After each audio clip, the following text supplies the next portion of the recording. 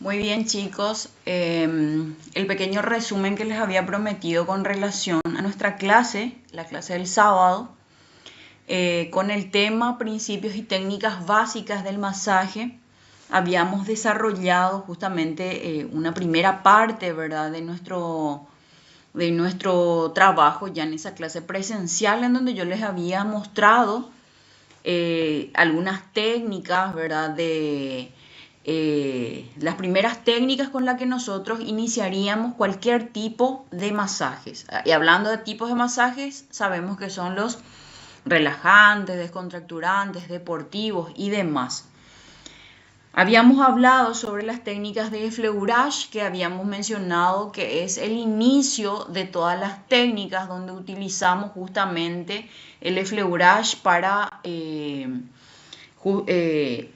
entre en contacto nuestra piel, nuestra mano con la piel del paciente, y también para utilizar o ir distribuyendo producto, ¿verdad? Sabemos que solemos utilizar ya sea ungüentos, pomadas, solemos utilizar aceites, cremas. Entonces a eso nos referimos cuando mencionamos que distribuimos algún vehículo, ¿verdad?, para la realización de nuestro tratamiento. Cada una de esas maniobras, cada una de esas técnicas tiene su objetivo, y en este caso el fleurage o roce o deslizamiento también se le llama, es justamente para adaptar la piel del paciente al contacto con nuestras manos y distribuir el producto, como ya mencioné. La fricción es otra de las técnicas que también se utiliza mucho. Es en donde justamente no se desliza solo la piel, sino se desliza el tejido, los tejidos subyacentes, generando o aplicando una presión controlada, y vamos a ir trabajando ya sea de forma circular o lineal la distribución de esa técnica, ¿verdad? La manipulación, la realización de esa técnica. Y los objetivos evidentemente son a nivel muscular o fascia, también para deshacer adherencias. Es una técnica que se utiliza mucho en cualquier tipo de masajes. En muchos de los masajes que vamos a estar realizando vamos a estar utilizando esa técnica. La otra técnica es el amasamiento o petrissage, que es una técnica en donde se sujeta el tejido, se levanta y se va desplazando al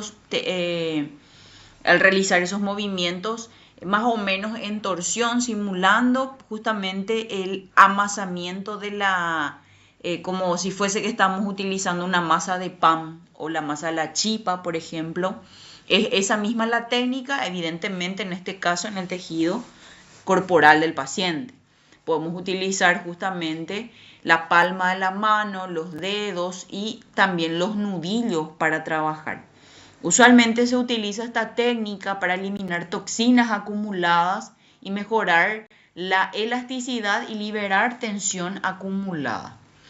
La presión es una técnica, en este caso, que se utiliza generando justamente una presión sostenida sobre un punto gatillo. Habíamos mencionado que un punto gatillo puede ser doloroso o no doloroso. Los puntos gatillos serían en este caso los famosos nudos que le decimos, o bolitas o nódulos, pero que su nombre técnico, su nombre propiamente dicho es el punto gatillo. Es el término que nosotros como terapeutas tenemos que manejar. Esta técnica genera una isquemia. La isquemia es el enrojecimiento de la piel.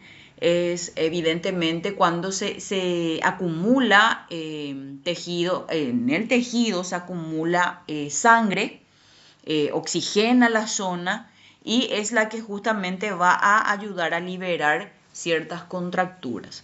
La percusión, que es una técnica de golpes rápidos, rítmicos y repetitivos, se puede realizar con las manos ahuecadas, también en forma de macheteo con el borde cubital de las manos, o los puños relajados. Había mencionado que esta es una de las técnicas que ya muy poco se utiliza.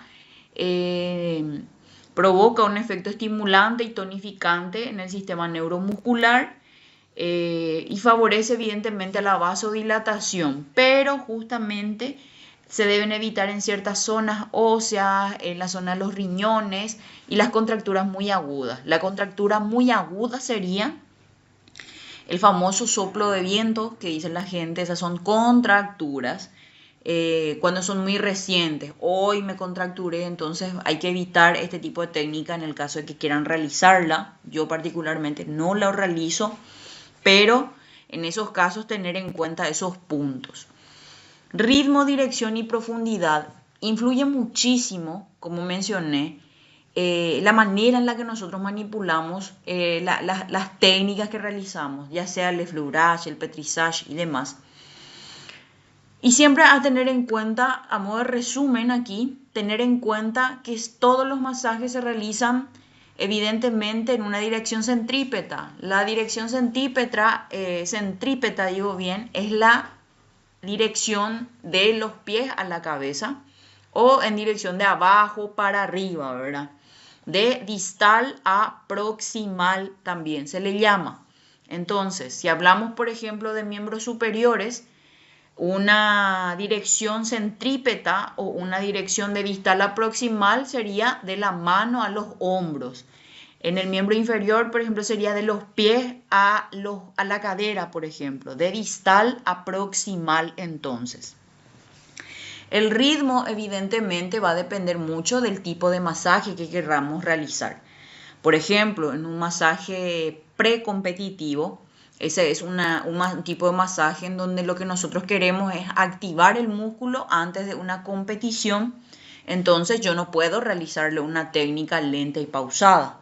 Tiene que ser rápido, rítmico y vigoroso para activar, para despertarle al músculo, para decirle al músculo, mira, vas a entrenar, vas a hacer tal o cual actividad. Entonces, para que todos los sensores de ese músculo estén en alerta de que va a realizar un impulso o contracciones muy frecuentes y muy constantes.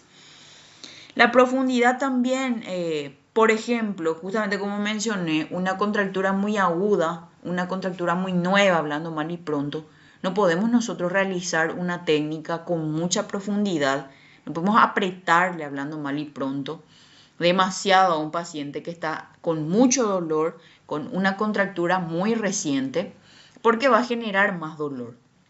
También en los casos en los que los pacientes son nuevos, son pacientes que nunca se realizaron ningún tipo de masaje, no saben cuál es la diferencia entre un masaje relajante y un descontracturante.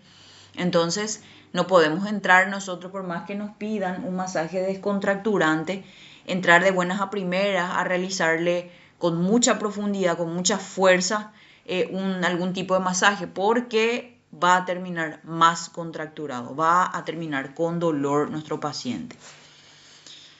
En este caso, el uso correcto de las manos y la postura del masajista, la ergonomía, quiere decir eso, tiene mucho que ver para que nosotros podamos realizar nuestro trabajo constantemente y sin pausas por lesiones. Al realizar mal nuestras técnicas, al tener una mala postura, al tener una mano muy rígida, muy dura, nosotros podemos terminar lesionándonos. Entonces, es muy conveniente saber utilizar la fuerza de las piernas, la fuerza del cuerpo para realizar nuestros masajes.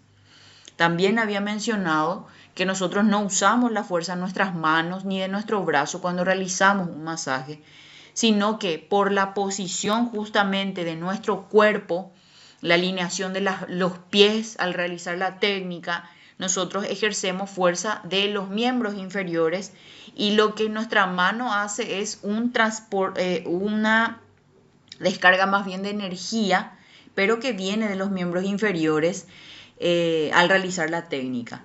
¿Qué quiere decir eso?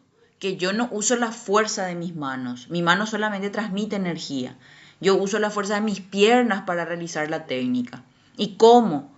Hay dos tipos de posicionamiento de los pies, por ejemplo, que fue una de las que les mencioné la vez pasada en la clase presencial, en donde la posición de esgrima, por ejemplo, un pie adelante y la otra atrás, la espalda recta, estar bien al lado del paciente, no estirándonos, no encorvándonos cuando realizamos. La camilla debe estar a la altura de nuestra cadera principalmente, No puede ser una camilla muy alta porque nos va a lastimar los hombros, podemos lesionarnos los hombros. No puede ser demasiado bajo tampoco porque podemos tener algún problema en la zona lumbar también en este caso. Así que es muy conveniente cuidar esos puntos para evitar lesiones. Las principales lesiones que solemos tener en este caso los terapeutas con el tiempo, por una mala práctica, por una mala ergonomía, por falta de autocuidado, serían la tendinitis de Kerbein, tendinitis de Dupuytren, las lumbalgias, lumbociatalgias, las tendinitis en el hombro, por no saber distribuir el peso, por no saber distribuir la fuerza cuando realizamos nuestras técnicas. Así como había mencionado también, es muy importante que sepamos, que practiquemos, porque con la práctica vamos a ir ganando esa experiencia y vamos a saber justamente de qué es lo que la profe Sandra estaba diciendo, de qué es lo que la profe Sandra estaba hablando, ¿verdad?